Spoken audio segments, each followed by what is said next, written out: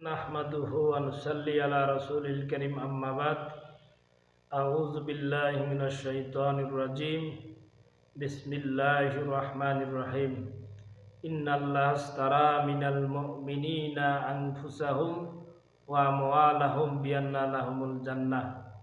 আল্লাহ পাকের কাছে লাখো কোটি শুকরিয়া যে আল্লাহ রাব্বুল আলামিন কোরআন থেকে কিছু কথা বলার আমাকে তৌফিক দান করতেছেন। সেই মহান মনিফের দরবারে শুকরিয়া আদায় আলহামদুলিল্লাহ।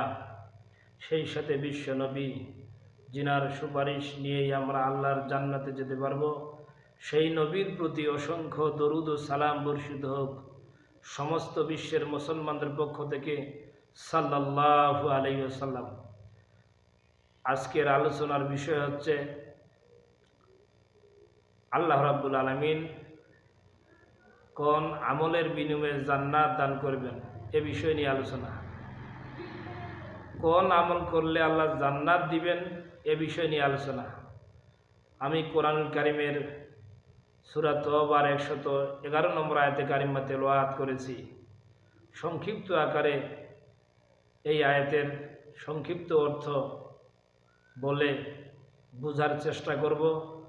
আল্লাহ পাক কোন আমলের বিনিময়ে জান্নাত দান করবেন।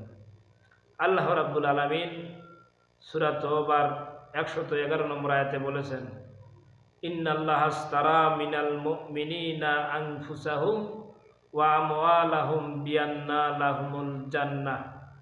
আল্লাহ তাআলা বলছেন, নিশ্চয় আল্লাহ তাআলা মুমিনদের জান মাল জান্নাতের বিনিময়ে খরিদ করে নিয়েছেন। অর্থাৎ আল্লাহ পাক জান্নাত দিবেন সেটা হলো জান এবং মালের বিনিময়ে। নামাজের বিনিময়ে আল্লাহ জান্নাত দিবেন এই কথা আল্লাহ কখনো বলেন নাই। রোজার বিনিময়ে আল্লাহ জান্নাত দিবেন এই কথাও বলেন নাই। তারপরে দান করলে, যাকাত দিলে, অসর দিলে আল্লাহ রাব্বুল আলামিন এগুলি কোনোটাই বলেন নাই।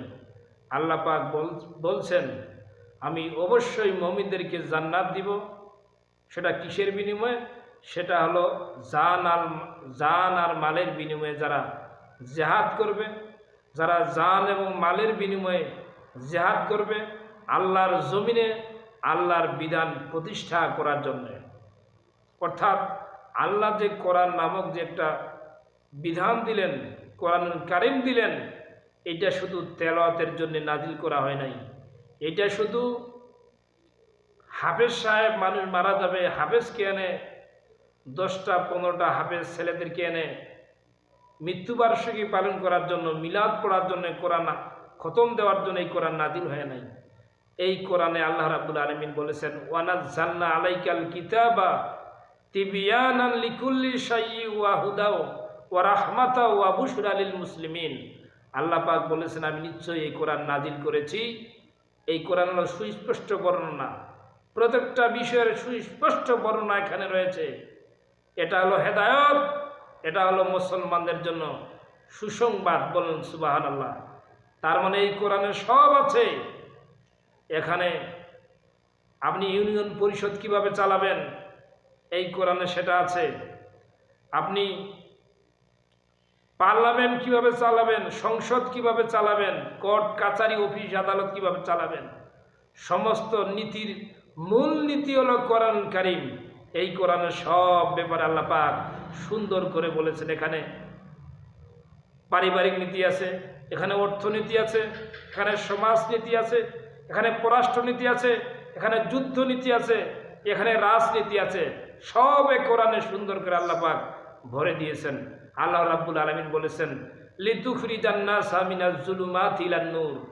সমস্ত মানব গোষ্ঠী অন্ধকারের মধ্যে নিমজ্জিত।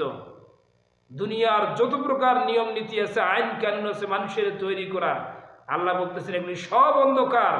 সঠিক পথ, আলোর পথ হচ্ছে কোরআনের পথ। এই সঠিক পথে নিয়ে আসার জন্য এই কোরআন আমি নাজিল করেছি। কোন সুবহানাল্লাহ। অতএব আল্লাহ বলতেছে, ইন্নাল্লাহা আশতারা মিনাল মুমিনিনা আনফুসাহুম ওয়া আমওয়ালাহুম বিআন্না লাহুমুল জান্নাত। নিশ্চয়ই অবশ্যই আমি মুমিনদেরকে জান্নাত দিব। কিসের বিনিময়ে? জান এবং মালের বিনিময়ে। জান মাল দিয়ে যারা আল্লাহর জমিনে আল্লাহর বিধান প্রতিষ্ঠার জন্য আন্দোলন করবে, জেহাদ করবে, সংগ্রাম করবে, তাদেরকে আমি জান্নাত দিব। শুধু নামাজ পড়লে জান্নাত দিব না, শুধু রোজা রাখলে জান্নাত দিব না, শুধু হজ করলে জান্নাত দিব না। জান এবং মালের বিনিময়ে আল্লাহ পাক জান্নাত দিবেন। জান এবং মাল দিয়ে আল্লাহর জমিনে আল্লাহর বিধান প্রতিষ্ঠার জন্য আন্দোলন করতে হবে, তাহলেই আল্লাহ রাব্বুল আলামিন আমাদেরকে জান্নাত দান করবেন। আল্লাহ পাকের কাছে আমাদের সকলের চাওয়া পাওয়া, আমরা যেন সকলে জান মাল দিয়ে আল্লাহর জমিনে আল্লাহর বিধান প্রতিষ্ঠার সংগ্রামে শামিল হতে পারি। আল্লাহ পাক যেন আমাদের সবাইকে তৌফিক দান করেন। আমিন। ওয়া আখিরি দাওয়ানা আনিল হামদুলিল্লাহি রাব্বিল আলামিন। আসসালামু আলাইকুম ওয়া রাহমাতুল্লাহি ওয়া বারাকাতুহু।